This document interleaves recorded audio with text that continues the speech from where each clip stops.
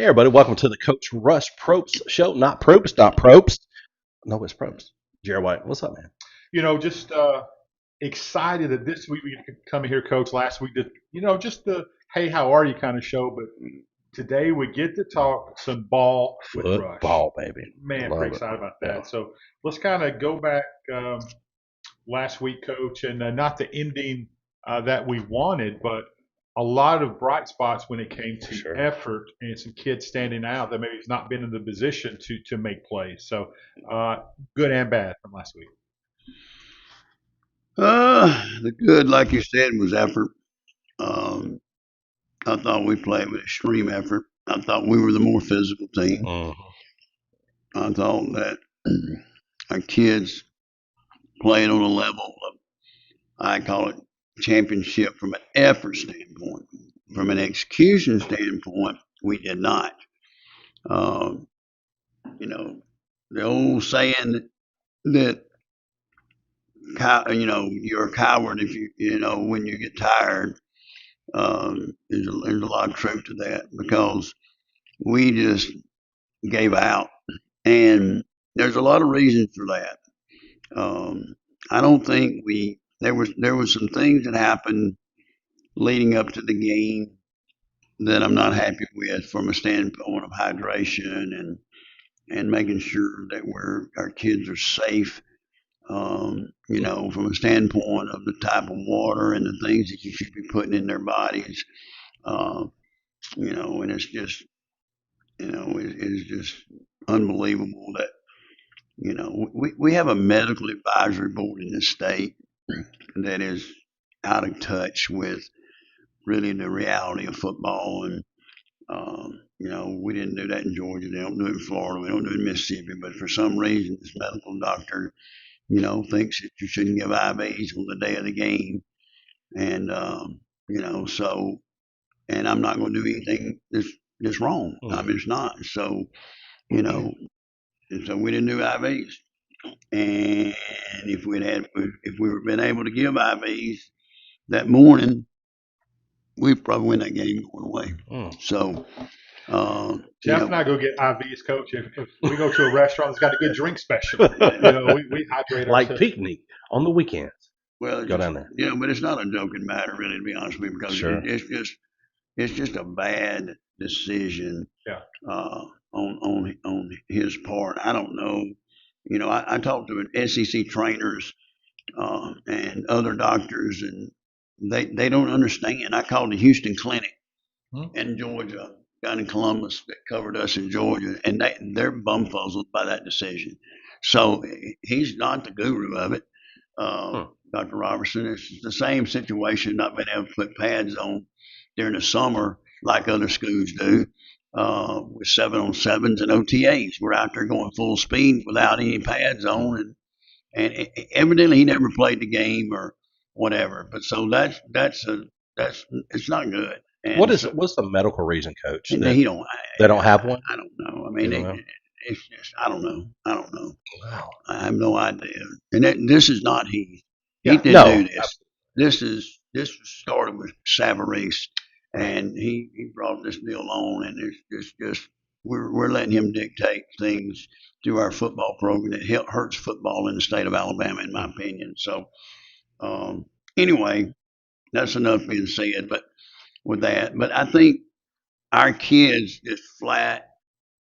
We after the game, we had 5 kids that were there for 2 hours in full body cramps.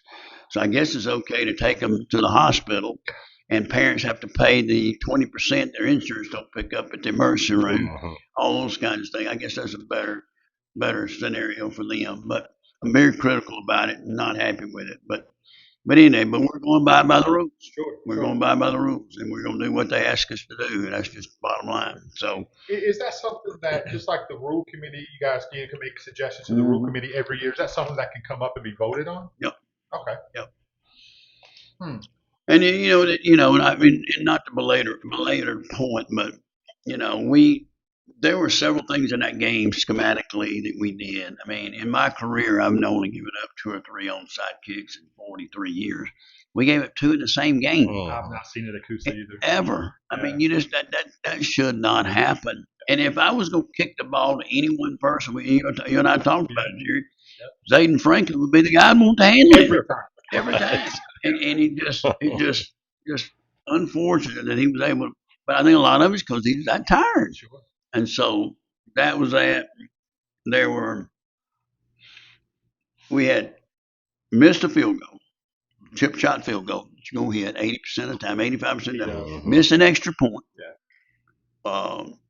We kicked to Ethan Isbell, which is stupid on our part, and special teams coordinator and myself should never let that happen. Don't even if he squibmed the ball.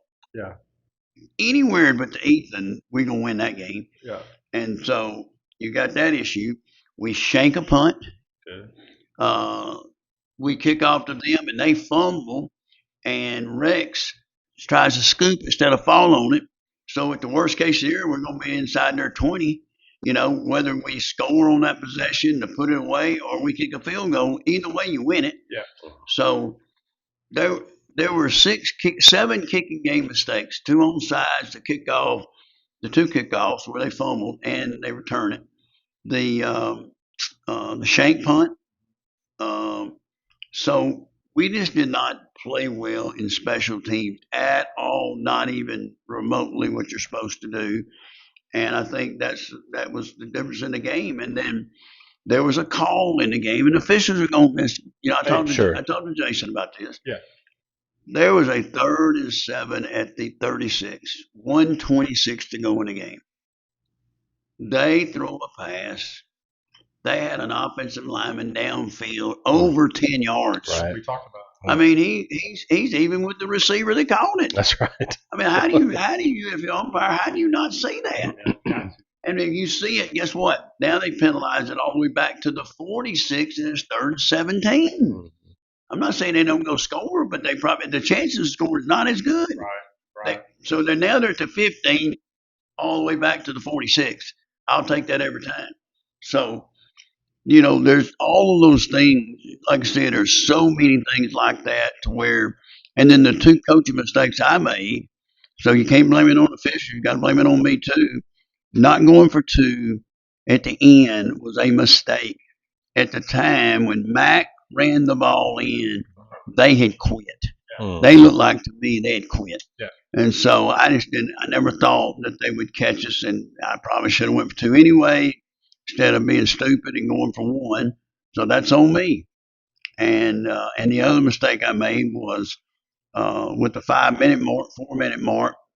They were bunched up in there tight on top of us. We should have spread it back out and got the ball to Kylan, LJ, or Grayson in space, and went to go win the game. I think we played not to lose the game instead of going in attack mode and go at them. Yeah. And that was a mistake I made too. And I think, and the other thing too, I don't know if y'all realize this, but we had 2 play clock management issues too, where we snapped it at 18 and 16. If we take those down inside 3 seconds, then when they don't get the ball back in time to score, and so or it changes what they're thinking on it. So we didn't use the clock properly inside the 4-minute mark, and so that was a mistake on our part, and that's usually what I'm really good at doing. And I guess being away from the game for a few years, I just didn't do a real good job of that. So everything I'm complaining about, and I told the players this, I got to blame myself first. So I got to take this loss on myself, because if I'd have been on top of my game, which I normally am, we win that touchdown. We win that thing 2 or 3 touchdowns. Yeah. And so with 14 players, 15 counting the kicker, we beat a team that's playing 30 to 35 kids. That's 6'8". We should have beat them 2 to 3 touchdowns. And the thing is that the kids that made mistake in this game are kids who don't make mistakes. Georgie is an all-state kicker. Right. Zayden Franklin, I want him touching the ball every chance I get. Yes. And I drop here, and you do got a sophomore quarterback who's learning. Mm-hmm. But I'm thankful that all these are coachable things that you can be coached up, and it's not a region game. You want to win them all, But if I'm having to look at bright sides, Coach, it's not a region show. Yeah, and Mack will play better. I mean, he made a huge mistake by getting a 15-yard personal foul penalty. We're at their 25. Yeah. And then we get penalties that back us all the way back to the 50. So that took points off the board. Yeah. And then Mack fumbles, because you don't keep it high and tight. And we talked about it, but again, he was tired. Yeah. He had not run the ball in a high school football game that much. So you expect him to not do everything right, and the ball came out, and that was a crucial part of the game too. So, but no one person loses the game, right? No one person. But the head football coach, who's been in 450 games like I have, should not make those kind of mistakes that I made as a head football coach. So I will be better. I will get better as the year goes on, and everybody will get better. I mean, Sure. officials are going to blow calls. Sure. And the other thing too, we had a 5-man crew. Yeah. Why did we have a 5-man crew? And that's again, I did not have any idea that it would be a 5-man crew. I mean, you just don't put a 5-man crew in a game like that. It's just not smart. So the person made that decision. You can't do that. That should have been a 7-man crew. And I think if we'd had a 7-man crew, they'd have seen where they touched it on the onside kick. Yeah. But I talked to Jason about it. Yeah. Well, they don't have an official over there in that spot. And then so you can't expect them to see something when they don't have somebody over there. How important is it, Coach, that your players see? Yes, they've made mistakes, but Coach Probst takes responsibility for a lot of. How important is that? You played the game for a long time. We played the game for a long time. It's important for a coach to come up and say what you just said right here in front of thousands. What you just said. How important is it for a kid to hear that? Because I grew up with Bear Bryant, Yeah, and Bear Bryant always took responsibility, even when it was evident, or quite evident, that the player had made a huge catastrophic mistake. Coach Bryant would always say on his show on Sundays, if I'd have coached him better, then he wouldn't have made that mistake. I feel the same way. I feel exactly the same way. And I grew up under Coach Bryant, and he was my hero, really. Yeah. And as a player in high school and college, and as a young football coach, my first 4 years in coaching, he was still coaching in Alabama. So I learned him, and I would lean on and then Coach Dye. Coach Dye was another favorite coach of mine. Love Coach Dye. He was a good coach. And so you learn from your past people that are really good at what they do. And so, but I do deeply believe that I'm the one. If I would have done a better job, we win that ball game by 2 or 3 scores. Wow. Why all of a sudden I want a golden flake potato? That's what I was going to ask. We should put a bag and a right Coke. there. And a Coke. Not a Mountain Dew, but a Coke. So that's all I had, Coach. How about a little grace? That's good. Little grace. We can do a better job calling games. We go back just like we can get better. Man, them things. Talk about standards. Them shows on Sunday were epic. Oh man, it was so good. But let's talk about some positives. Grayson played one of the better high school games I've seen. Sure. It was like, I remember a game that Cardinal Williams played. Yeah. A couple touchdowns, a couple interceptions in a playoff game against Gadsden High School back in the day.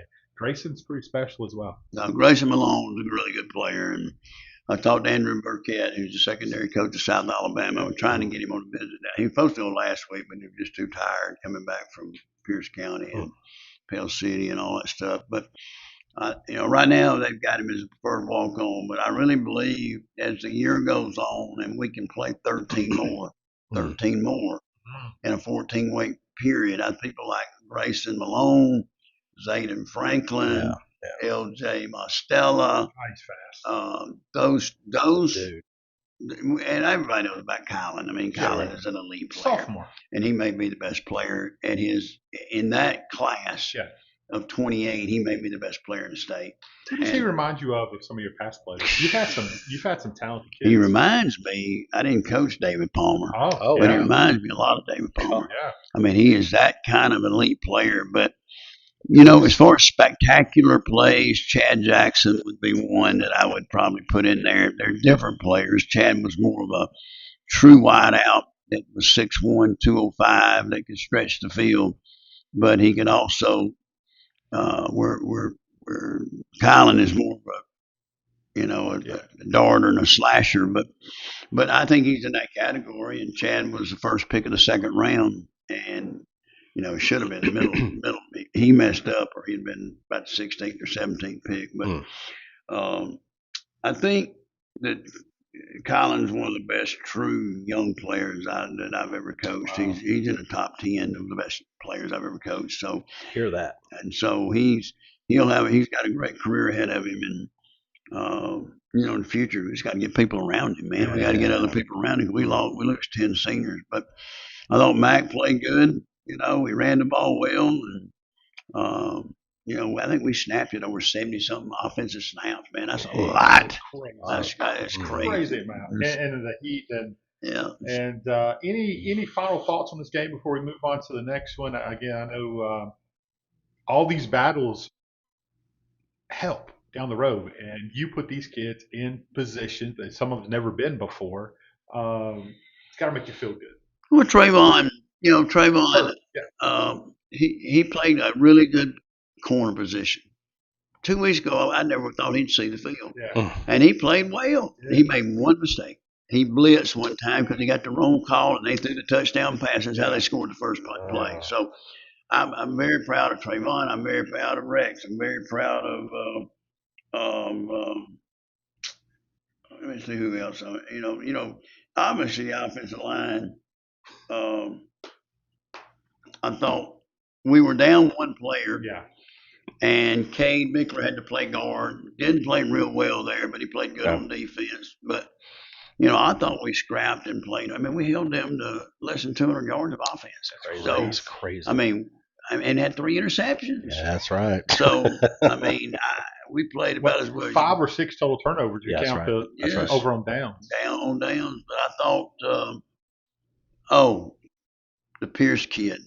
Very pleased with him. I think he played way beyond what he's physically capable of playing, and that's nothing more than the character of the young man. But him and Trayvon stick out. Heck yeah. Rex, DL. I'm telling you now, on defense, played really well. And he's banged up. Yeah, he's banged up. He played well. Showed way more guts than his daddy.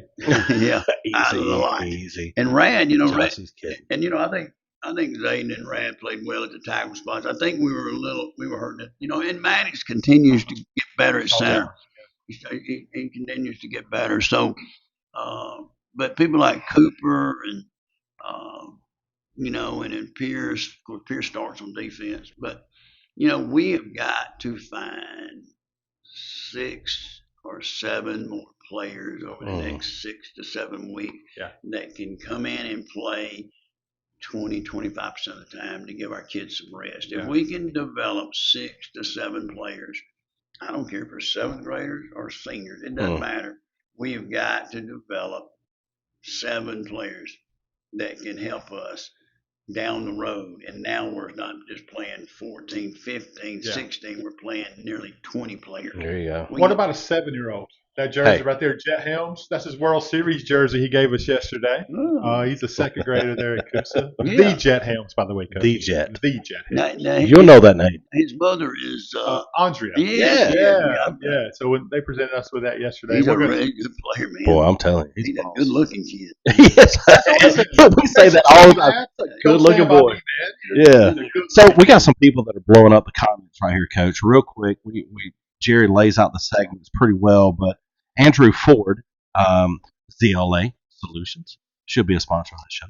Just saying. You cheap. We love you, Andrew. Andrew says, how's Coosa? Talk about this. How's Coosa at the QB position? Talk about what you're seeing, what you expect, and what the future holds. Well, I think Mac is really good. I think he plays like a 10th grader at times, and sometimes he plays like he's a senior. So consistency will be Max Long's deal this coming year. He's got to continue to be consistent, continue to get better. He's a very highly intelligent kid. Has a football IQ. He sits with me and talks football. We will sit down tonight at the hotel. We will go through the game plan. We will talk about his reads. in the throw game, and he will only get better. And I think by the end of the year, he's got a chance to be really special. Yeah. And we just got to keep him upright. Can't run him too much. Not that we won't run him some, but Sure. we've got to protect him a little bit because it's a long season, man. And but I think by the end of the year, we would hope he'd be something like 21 for 32, somewhere in that neighborhood, maybe 22 for 31. He needs to be at the 70% mark. If I can get him to and I know people say, what's the difference in 65 and 70? A bunch. So, Sure. I've had quarterbacks at 72, 73%, and I've had them at 67%. But I talked to Holgram, the coach for Green Bay Packers, that basically developed Brett Favre. Yeah. I was with him on a flight from Atlanta to Los Angeles one time, and then we flew back together. So I had about 9 hours to talk football with him, and he taught me a lot of things about the quarterback position when he went to Seattle with Matt Hasselbeck on checkdowns. And I think if Mac starts to understand what a check down is and don't force the ball. If it's not there, check it down. Pick up 5, pick up 10, pick up 3. Be patient. Don't force it. Don't turn it over. Then he will become a really good quarterback by the end of the year and will give us a chance to be a winner. Yeah. That's good. Well, again, some of the kids he's checking down too are athletes. Sure. Give them the ball, right? Give them the ball. And good question, Andrew. Thanks for tuning in, buddy. Coach, let's talk before we move on to this next game. Let's just wrap this up just a little bit. What can you tell us that we can? Because I want to hold Teddy accountable for anything I can. So How can we put this on him? That's okay. It's all your fault, Teddy. Sorry, It's buddy. you, Teddy. Hey, we'll move forward then. So going on the road to a team who probably has this game circled and probably has a circle all year. They do. First region game of the year, Thursday night. It's going to be a great atmosphere up in Southeastern. Coach Kevin has done a good job since he's been there. He's took to the playoffs. His first year he did. This is 8th year, so 7 years in a row. Been in the playoffs.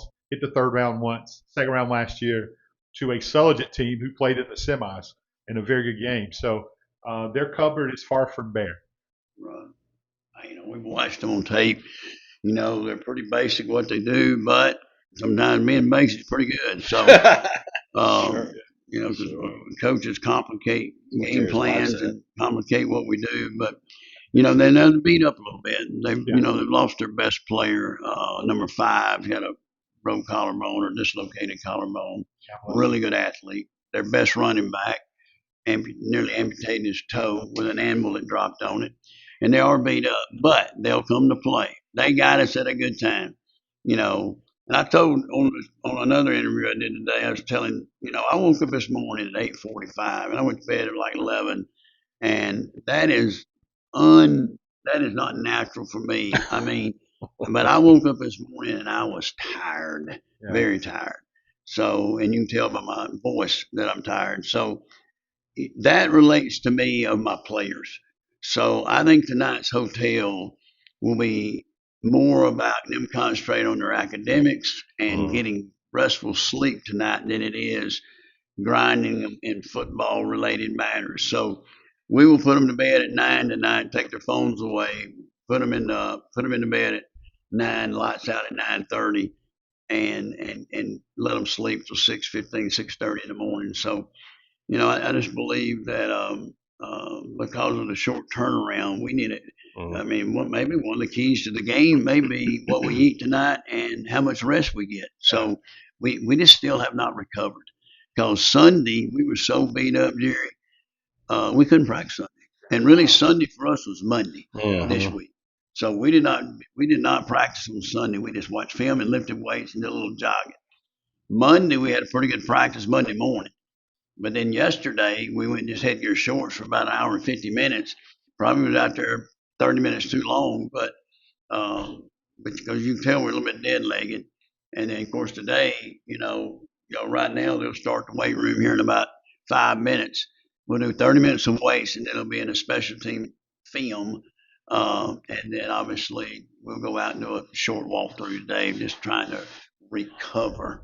Yeah, and we worked, and again, thank you so much for allowing that relationship to continue. You send a couple kids over to help unload our food ministry Yeah, once for a sure. month, and Yeah.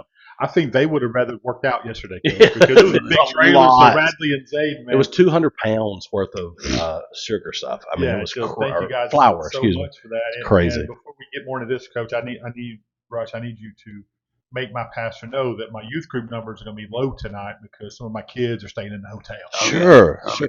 We're okay Just with make that. sure I We're need it okay on with it. record. Yeah, That's No, the fact. They're with Coach Don't Probst. judge me. It's good.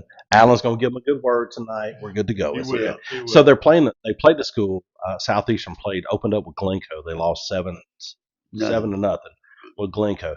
Glencoe's always been known. You've been around here for a long time. They've been known as hard nosed, just in the trenches, just boom, boom, buzzing heads. How does that translate to you? Obviously, they went to Vine Mind and they won 34-10 or 14, whatever it was. But how does do you look at the Glencoe game more probably than you do the Vine Mind? What do you look at? I just look at their just bottom line from an offense perspective. I look at all their defensive sets versus the formations that they've gone against to get a plan of what we want to do.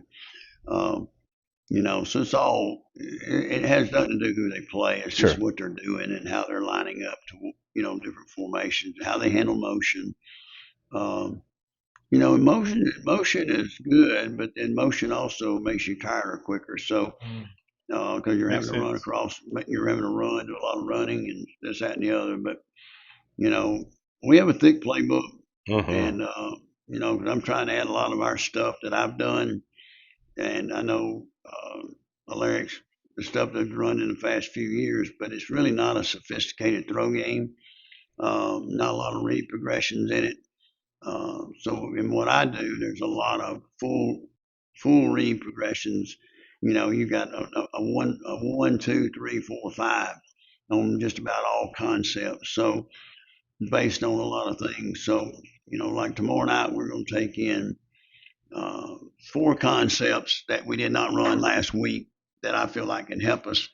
And I think we want to continue to expand the playbook as the kids understand what we're doing, because I think what it do, the number one mistake and other mistakes we've made that we've got to do a better job of is we've got to get Grace and LJ the ball more, and they're not touching it enough. So that's a point of emphasis for me going forward, and if we do that, that'll take some pressure off the run game, take some pressure off, Colin. He toted it 26 times the other night. Yeah. He can't do that. I mean, we can't do that every week. And, he needs to be a 12, 14 carry guy.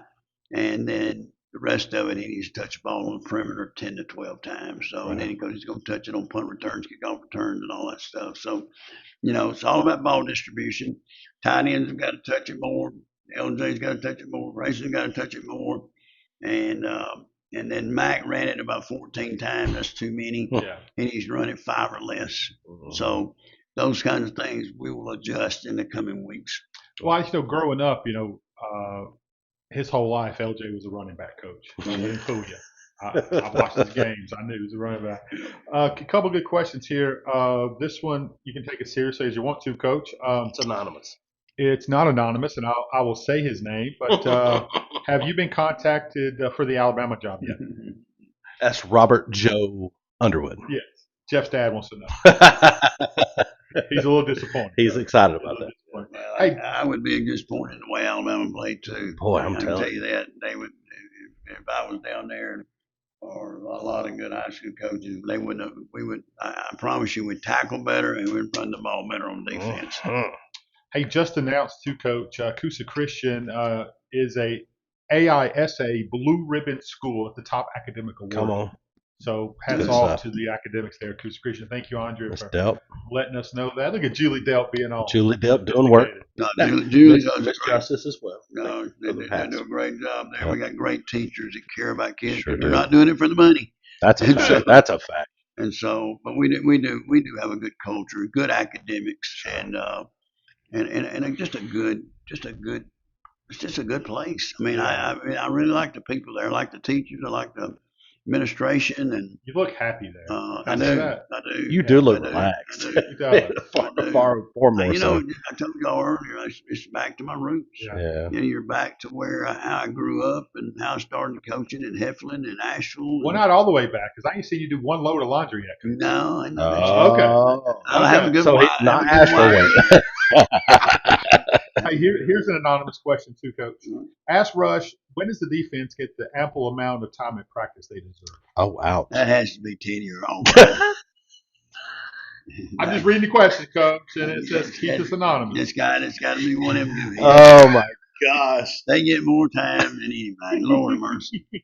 They get more time. Boy, he got that one, didn't Usually, he? they usually Oh get my more time gosh. than the offense on one day a week, and then we get it the other day, and then it's usually equal. The problem is they can't read their practice schedule. Oh, well, that's okay. They can't read a practice schedule. They can't tell time. Well, we know where they went to school, That's so exactly. there Fair you point. go. Fair point. Hey, Good before we get out of grief. here, let's take a little bit of time, Coach. I want you to give a little credit to your partner in this, Yeah. and that's your wife, Stephanie. Absolutely. That's a hard-working lady, from filling up water bottles to yelling at the kids to put their foot back in the ice bucket. It was cracking me up the other day. We watched her at the game the other night. She was You and I were in busy. the booth, and Yeah. I said, Jared, look at her. Yeah. She's all over the place, Coach. She's another coach, but She she's a is. mentor. Not that she's got time to watch this show, Coach. That's Go ahead and true. brag on her. Yeah. She does a great job. She always has. And Yeah. she's the reason our nutritional program in Georgia was as good as it was. And you know, we met with an SEC nutritionist when we first got down there, and you know, we sort of knew. And then we had, you know, in Georgia, South Georgia, which is the biggest agricultural area there is, we were able to get all the fresh food that you needed, fresh vegetables, fresh fruits. We had a canning plant right next to the field house. Oh, wow. So everybody would donate stuff, and then we had a chicken plant there, Tyson, that gave us all the chicken we needed. We had National Beef that gave us all the beef, you know, that we could use. So she put together a great, and then we built a cafeteria, a football cafeteria. Really? Yes, inside our facility, and she had everything she needed for it to be successful. And our kids ate like kings, and people used to come all the time to meet with her, other high schools, and say, "How do you do this?"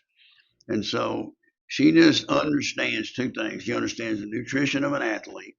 She also understands how to put together a travel itinerary for wherever we're going. She does all of that, and she just understands kids. She loves kids. You know, we've raised 7 kids together, me and her, and you know, they've all lived with us. You know, so except for Brian, he lived with us. We hired him as our video coordinator, but he stayed in Hoover because of track. He's the one that's has the Army Ranger tab and out in California. But man, we raised children, and she loves children, and she enjoys what she does, and she's very organized. She's very clean. She wants things. There's a place for everything and a purpose for everything, and so she knows how to do all that. And without her, I wouldn't do this without her. I can just tell you that right now. And I think, you know, Pell City paid her well. I mean, they paid her about 50 grand and to do what she's doing, and of course they paid her at Colquitt and Valdosta. So you know, she does a phenomenal job. She really does. And it is. You're a director of football ops person. You're nutritionist slash whatever title you want to give her. Your support staff is as important. Your video coordinator, your equipment manager, Sure. all those things in support, like Spencer, what he does. Mm-hmm. I mean, these people are just as important as your coaches, and you have to have support staff to be able to do what you got to do. The problem we got at Goose is we do not have a trainer and that's there every day. So you got coaches doing the taping jobs, which it shouldn't be that way. And then, you know, at practice, they need, you know, you should have a trainer. And on Friday night on Matthew Mills, is there on Friday nights. And Sometimes. yeah, sometimes, and he's there, and Matthew does a great job with rehab. Now, there's no question about it. Sure. But I'm gonna work to get us a doctor up there Friday nights because that's the law. Butch, step up. Well, it's the law. I didn't know that till yesterday. I called the association, and you have to have a doctor on the sideline. You have to have one. Did not realize. Yes, you have to. So those are things that are very important, and it's things that we'll work towards in the future to do that. So, and then I got Brandon Shepard, who's in charge of Encore throughout North Alabama. Yep. I know there's ATI too. That's Ken Walker. I know Ken very well, but I'm hoping for next year that we can find a way to have a trainer to come in at 1:30 and to take care of our athletes, not just football, but basketball, volleyball, everything. I mean, I think it's important. Well, I get as much joy as giving Matthew a hard time as anything in my life. Me too. No, hey, and I'll be honest. Your wife fixed your son a couple sandwiches. Yeah, they look good, man. That boy was doing it right. That's awesome. And I love getting to watch him coach, by the way.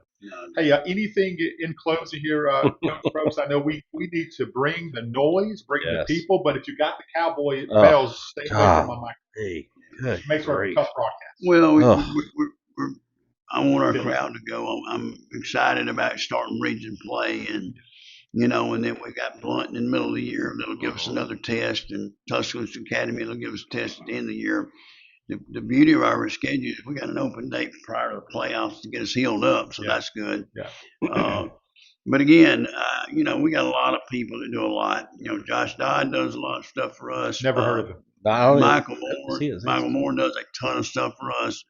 Of course, Jack and Justice and Alan Prisoner. These guys and Matthew Crane is my favorite. I like Matthew Crane. I like Matthew Mills. I like, and one out, two ain't bad. I mean, all that support stuff is really good, and I think you got to have it to be successful. And we got some good parents too, man. We got some good parents and parents that care. And Deanna does a great job. Lana does a great job. Jackie does a great job. So we got a lot of people that are pulling together and helping. And it's all about the kids, man. Yeah, that's right. It's all about the kids. She's my favorite. I love that lady. I turned down a job at Heritage in Moultrie, Georgia, years ago. We went down there and they wined and dined us for about 2 weeks. You remember that? And we almost took that job, and we probably said it's a big church. Big church. I went to that church. You went to church. So Heritage is a great church. Pastor's a great church. How the parallel? I see that with Wills Creek and Coosa. I see, because I know Heritage partnered up with you guys and helped you guys. How important is it to have a body of believers? And last question for me, around you, because you are a believer, and we talked about that in our last show. Very strong believer. How important is it to have that type of mentality, not as a Christian school, but a support ministry, I guess you would say, from a church like Wills Creek for you guys? You can't beat Jackson Allen. You can't beat. I went to church Sunday, and we had Greg and Jason and the church supporters, the elders, the board. Matthew's on that board too, and we just got a bunch of great people at Coosa, man. And I think the parallel with our church, with our school, with our athletics, and everybody being on the same page, everybody pulling for one another. It's just paramount that everybody pulls for one another. I don't see anything right now of what I've seen. It's nothing but full support, and I'm very appreciative for these people at Willis Creek to do the things and allow me to do what I'm doing, and with Julie and Rachel and Missy and all the people that are involved in all this. So it takes a village to run an athletic program, and I think that when everybody is on the same page, which I feel like we are right now. Yeah. And we're trying to build a bridge back with the High School Athletic Association, which I've got good friends there, and so hopefully, that's when this is all said and done, that we have strong relationship back with those guys and strong relationships continuing with inside our church body, school body, and athletic body, because it's all one and the same. Yeah, for sure. It cannot be separate. Right. It's good. all one and the same. That's good, Coach. And I really believe that. I mean, I tell people all the time. I know other people's got other churches to go to, but I'm a big believer, as the head football coach, that my church is Willis Creek. I mean, I believe that. I mean, I go to church some with my son, in Pell City and Ohatchee. My church. I'm a member of church there in Ohatchee, but at the same time, we love Oak Bowery. We do. Oak Bowery, baby. But I'm a member of the Methodist church there. We won't hold that against you. I know. But, is that the World Methodist? No, it's Global Methodist. Don't even worry about it. No, it's Ohatchee Methodist. So it's hard to go. It's hard to look at that church and that stained glass. My dad's stained glass. Wow. So, wow. Special. Wow. Special deal. Heck but, yeah. My dad That's awesome. was Stone Methodist, and mother was too. And Jeff's dad. And then of course Rick Steph was a Methodist from He was and Alabama City, man. Eden West Side Church over there, and believe it or not, she was on the committee that brought the preacher there. So when she was 16, 17 years old. Wow. So she's to blame. Yeah, she's to blame. She was cooking back then too. She was cooking. They were down to about 25 members. Wow. God. 1,500 members. Come on. So, When he was being wined and dined by that church, he brought me back? Montezuma. That's all I did. Coach. I Don't mean, get friends like this one, Coach. No, I mean, sometimes. That's all I got, Coach. you Thank mess you up so much together. for spending time. I know you're busy. Yes. We're very excited. Again, airtime is going to be 6:45 tomorrow night. 6:45 airtime. Right. Come up and support. That's all I got to say. We got to say thank you to our sponsors, Peaknik. Thank you so much, guys. Go down there and get you. Hey, anything you want, you can go down there. They'll wine you and dine you. And it's a great place. It's a place to take your family. Peaknik at River Rocks Landing. I want to thank you to Shelnut and Varner Law Firm. Thank you guys for everything you do. River Rocks Landing and Venue Resort. They got everything you want. Tiny homes, everything out there. Just go out there and support them. Mayor Joe Taylor, the mayor of Rainbow City. Thank you, my friend, for always sponsoring us. East Gadsden Sporting Goods, Alpha Insurance, the Author Ellen Agency, Shelnut, again, Varner Law Firm, the City of Gadsden, and the Gadsden Mall. That's your people right there, Jerry. A lot of guys. Gadsden Mall. well, Thank you. And the thing about the picnic, if you want a good cheeseburger, man, that's the best. It's the best one in town. Trust me. Really? Oh, yeah, their cheeseburgers are the die for. Is it a smash or is it a? It's everything, man. It's just Steph and I ate there Saturday and Okay. For college football, and it was just really good. Their cheeseburgers, their pizzas are very good. How about the atmosphere?